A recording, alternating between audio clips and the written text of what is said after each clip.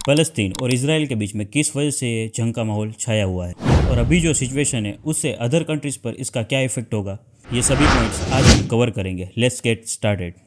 सबसे पहले तो ये बात ध्यान में रखिए कि फ़लस्तीन और इजराइल की लड़ाई आज से नहीं, ये जंग या दुश्मनी जो कह लो, इसकी शुरुआत ओटोमन एम्पायर से हुई थी। और उससे पहले देखें तो 1187 में सुल्तान सलाउद्दीन अय्यूबी ने क्रूसेडर्स यानी क्रिश्चियन से जेरूसलम को फतेह किया था। जेरूसलम यानी सिटी ऑफ फ़लस्तीन, जहां पर अल अक्सा मस्जिद और वेस्टर्न वॉल मौजूद है। उससे भी पहले देखें तो 637 में इस्लाम के सेकंड कैलिफ यानी खलीफा उमर इब्न अल खत्ताब ने जेरूसलम को फतेह किया था। ये जगह तीन बड़े रिलीजन यानी इस्लाम, जुडिज्म एंड क्रिश्चियंस के लिए बहुत खास है और ये तीनों रिलीजन एक दूसरे से कनेक्टेड भी है और एक दूसरे के दुश्मन भी है। लेकिन कैसे, आइए जानते हैं। ये एरिया 37 एकड़ में फैला हुआ है। यहाँ पर मुस्लिम्स की अल अक्सा मस्जिद, डोम ऑफ रॉक और क्रिश्चियंस का एक चर्च भी मौजूद है जो काफ़ी होली माना जाता है। और जूइश की वेस्टर्न वॉल भी यहीं पर मौजूद है। जूइश के नज़दीक तीन प्रोफेट है, डेविड, सोलोमन एंड मोसे।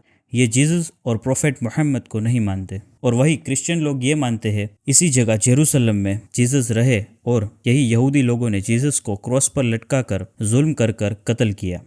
इसलिए ये दोनों रिलीजन की दुश्मनी तब से चली आ रही है। अब आते हैं इस्लाम पर। तो यहाँ पर जूइश के किंग सोलोमन को एज अ प्रोफेट सुलेमान मानते हैं, डेविड को एज अ प्रोफेट दाऊद, मूसा को एज अ प्रोफेट मूसा अलैहिस्सलाम और जीसस को एज अ प्रोफेट ईसा अलैहिस्सलाम के नाम से प्रोफेट मानते हैं। इसीलिए ये तीनों रिलीजन एक दूसरे से कनेक्टेड है। मुस्लिम के नज़दीक जो मस्जिद अल अक्सा है, वहाँ से प्रोफेट मोहम्मद सल्लल्लाहु अलैहि वसल्लम ने मेराज का सफ़र किया था। मेराज मीन्स के आसमानों और जन्नत का सफ़र। इसीलिए अल अक्सा मस्जिद मुस्लिम्स के लिए बहुत खास है। वही क्रिश्चियंस के लिए ये जगह इसलिए खास है क्योंकि यहाँ पर होली चर्च मौजूद है, जहाँ पर जीसस पैदा हुए, उनके कपड़ों के टुकड़े और काफ़ी सारी उनसे रिलेटेड चीज़ें मौजूद है। एंड जूइश अपनी प्रेयर वेस्टर्न वॉल की तरफ फेस कर कर करते हैं। उनका मानना है कि ये वो दीवार है जो सोलोमन किंग ने टेम्पल बनवाया था, उसमें से ये आखिरी वॉल बची है। सोलोमन ने जो टेम्पल बनाया था वो अब वापस वहाँ पर बनाएंगे और ये टेम्पल को बनाने के लिए अल अक्सा मस्जिद को भी हटाना होगा और जो होली चर्च है उसे भी हटाना होगा। यही वो वजह है जो इन तीनों रिलीजन को जंग की तरफ ले जा रहा है।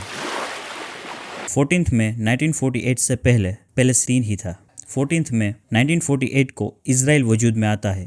लेकिन कैसे? इसका सीधा कनेक्शन हमें मिलता है द ग्रेट ओटोमन एम्पायर यानी सल्तनत उस्मानिया के दौर में 1876 टू 1909। इस टाइम सुल्तान अब्दुल हमीद खान ओटोमन एम्पायर के रूलर थे। सुल्तान अब्दुल हमीद के दौर में जूइश, क्रिश्चियंस, मुस्लिम्स सभी के रिलेशंस सही थे और सभी एक दूसरे के साथ हिल मिलकर रहते थे। जूइश क्रिश्चियंस को सभी को रहने और बिजनेस करने की पूरी परमिशन थी।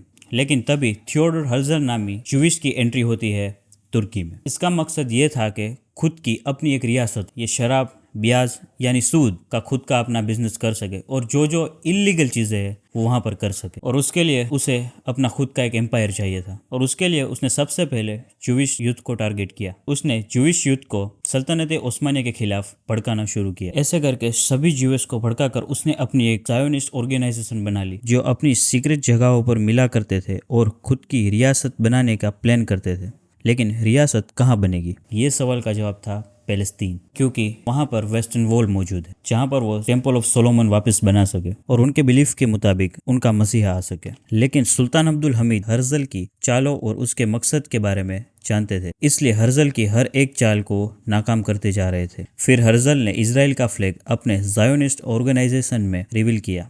ये देखकर सभी जूइश अपनी रियासत को बनता देख रहे थे। लेकिन सुल्तान अब्दुल हमीद इनकी हर एक चाल से वाकिफ थे। हर्जल के हर एक प्लान को उन्होंने नाकाम कर दिया था। हर्जल की हर एक कोशिश के बाद भी वो हार रहा था। तो उसने सोचा कि सुल्तान अब्दुल हमीद से थोड़ी ज़मीन ही खरीद ली जाए फ़लस्तीन में, जिससे जूइश वहाँ पर घुस सके और धीरे धीरे कब्जा कर सके। उसने हर जूइश और बाहर के देश से मदद लेकर 150 मिलियन पाउंड्स गोल्ड जमा कर लिया और सुल्तान अब्दुल हमीद से फ़लस्तीन की पूरी ज़मीन मांगी। उसके जवाब में सुल्तान अब्दुल हमीद का ये जवाब था, अगर तुम मुझे पूरी दुनिया का सोना दो मैं नहीं लूंगा। फ़लस्तीन मुसलमानों की जगह है और लोगों ने इसके लिए अपनी जान की कुर्बानी दी है। उसके बदले में अपनी चमड़ी कटवाना पसंद करूंगा। अब हर्जल अपनी हर नाकाम कोशिशों के बाद वहां से निकल जाता है। इन सब के बाद तुर्की में एंट्री होती है थॉमस एडवर्ड लॉरेंस की। और इसके साथ एक जूइश लड़की भी थी जिसका नाम था गेर्ट्रूड बेल। एडवर्ड अरब लैंग्वेज में काफ़ी माहिर था। इसने सबसे पहला काम यह किया कि अरब इलाकों में जाकर अरब के सरदारों को भड़काना शुरू किया ओटोमन एम्पायर के खिलाफ। और वही तुर्की में गेर्ट्रूड बेल एज अ टीचर के रूप में फ्री एजुकेशन के नाम पे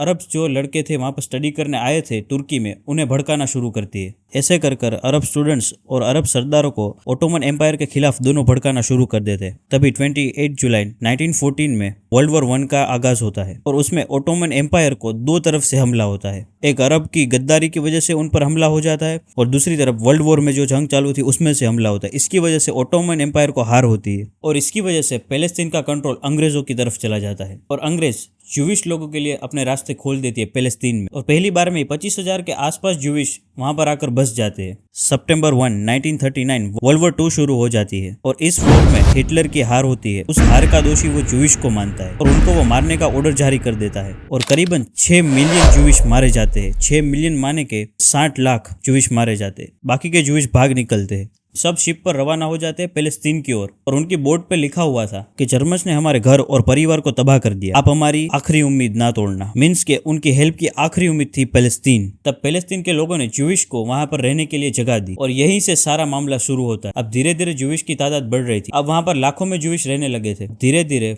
जूविश लोगों ने पैलेस्तीन के लोगों का घर, जगह और सब पर कब्जा करना शुरू कर दिया। 1947 में जूविश पैलेस्तीन को एज ए इजराइल घोषित करता है। अब ये सारा मामला अंग्रेजों ने जैसे हिंदुस्तान पर कब्जा किया था उसकी याद दिलाता है। ये मैप आप देख सकते हैं। 1947 से पहले पूरा ग्रीन एरिया है जो वो पैलेस्तीन था। फिर 1947 से इजराइल ने कब्जा शुरू किया। ईयर 2000 आते आते ऑलमोस्ट 80 to 90% इजराइल का कब्जा हो गया और अभी भी इजराइल 100% कब्जा चाहता है। ये कब्जा करने के लिए और पैलेस्तीन के मुसलमानों को वहां से हटाने के लिए पीछे से हमला करते हैं और जब भी कोई फेस्टिवल होता है जैसे ईद हो गई तब भी वो अचानक अटैक करते हैं ताकि ये यहाँ से डर कर ये जगह छोड़ दे। ऐसे कर करके उन्होंने सिर्फ गाजा बॉर्डर छोड़ी है, उसके अंदर ही सब मुसलमानों को, पैलेस्तीन लोगों को जमा कर दिया है और हर तरफ अपनी आर्मी रखी हुई है। गाजा में करीबन 22 लाख पैलेस्तीनियन लोग रहते हैं। उनका पानी, फूड, इलेक्ट्रिसिटी सब इजराइल कंट्रोल करता है। गाजा को अपनी खुद की आर्मी रखने की परमिशन नहीं है। गाजा का पानी सप्लाई 10-15 दिन के बीच होता है और वही देखे तो इजराइल को पूरी सुविधा मिलती है। देखते ही देखते 25,000 से आज 90 लाख के ऊपर जूविश की वहां पर आबादी हो चुकी है। पैलेस्तीन लोगों की हालत ये है कि अपने ही देश में वो मार खा रहे हैं और जो ये लड़ाई 7 अक्टूबर को शुरू हुई है वो गुलामी और इजराइल को अपनी जगह से हटाने के लिए है। ये सेम वही रिपीट हो रहा है जैसे अंग्रेजों ने हिंदुस्तान पर हमला कर कब्जा किया था। उसके बाद हिंदुस्तानी लोगों ने आज़ादी के लिए अंग्रेजों के सामने लड़ाई की थी। 7 अक्टूबर सुबह 6:30 बजे के आसपास हमास अटैक करता है 5000 रॉकेट वो भी इजराइल पर, जो अपनी रेंज के अंदर कहीं भी गिर सकते हैं। ये अभी के न्यू जनरेशन रॉकेट नहीं है जो अपने टारगेट को लॉक कर अटैक वहीं पर करता है सेम जगह पर। वही इजराइल के पास डिफेंस करने के लिए आयरन डोम है जो एक शील्ड की तरह काम करता है और एक भी रॉकेट इजराइल पर गिरने नहीं देता। लेकिन यहाँ पर हमास एक साथ 5000 रॉकेट फायर करता है जिसकी वजह से आयरन डोम थोड़ी देर तो काम करता है लेकिन उसके बाद एक साथ 5000 रॉकेट का हमला होने की वजह से उसका सिस्टम फेल हो जाता है। हमास वो ग्रुप है जो पैलेस्तीन को आज़ाद करवाना चाहता है और कहा जाता है कि ये रॉकेट ईरान ने पैलेस्तीन को आज़ाद करवाने के लिए हमास की मदद के लिए पहुंचाए थे। ईरान पैलेस्तीन का सपोर्ट हमेशा करता आया है, वो भी खुलकर सबके सामने। लेकिन इजराइल यही चाहता था कि हमला हो ताकि वो सबके सामने खुलकर गाजा को वहां से हटा सके और पैलेस्तीन को वहां से साफ कर सके और पूरा का पूरा कंट्रोल इजराइल का हो। अब इजराइल ने गाजा पर अपने पावरफुल वेपन्स अटैक कर दिए हैं। यहाँ तक कि जो हथियार वर्ल्ड में बैन है वो भी यूज कर रहा है। इजराइल की हेल्प करने के लिए अमेरिका ने पूरी अपनी एक वॉरशिप भेज दी है, साथ में कई और भी शिप भेजी है। पिछले कई दिनों से ये जंग जारी है जिसमें करीबन 2000 के आसपास बच्चे मारे गए हैं और करीबन 7 से 8000 तक के बम इजराइल फेंक चुका है। अक्टूबर 13 को इजराइल ने गाजा का नॉर्थ एरिया खाली करने का हुक्म दे दिया था और उसके बाद इजराइल ने नॉर्थ एरिया में पूरी ताकत से अपना हमला किया और उस हमले में एक हॉस्पिटल पे भी उसने हमला कर दिया जिसमें कई मासूम बच्चों की मौत हो गई। 7 दिनों में 1800 पैलेस्टीन मारे गए थे और 2 वीक में तो अब ये आंकड़ा बढ़ता ही जा रहा है। गाजा को इजराइल आर्मी ने चारों तरफ से घेर के रखा है, ना वहां पर फूड पहुंच रहा है, मेडिकल कोई टीम पहुंच पा रही है। अगर ये जंग ऐसे ही चालू रही तो ये वर्ल्ड वॉर 3 में कन्वर्ट हो जाएगी। इसका जिम्मेदार सिर्फ इजराइल होगा। वो हमास को खत्म करने के चक्कर में वहां के मासूम बच्चों को भी मार रहा है। वो हमास को खत्म करने की जगह पूरे गाजा को खत्म करना चाहता है। ये साफ दिख रहा है। जो हॉस्पिटल पे हमले हुए कई बच्चों को तो गन से भी मारा गया है। अब देखते हैं ये चीज कहां तक और कहां पर पहुंचती है, क्योंकि इजराइल को हिजबुल्लाह ने वार्निंग दे दी है, ईरान ने भी वार्निंग दे दी है। अगर इसमें जो यूएस आर्मी भी ज्वाइन होती है तो ये जंग का माहौल वर्ल्ड वॉर 3 में कन्वर्ट हो ही जाएगा। अब देखते हैं ये चीज कहां तक जाती है। मिलेंगे नेक्स्ट वीडियो में।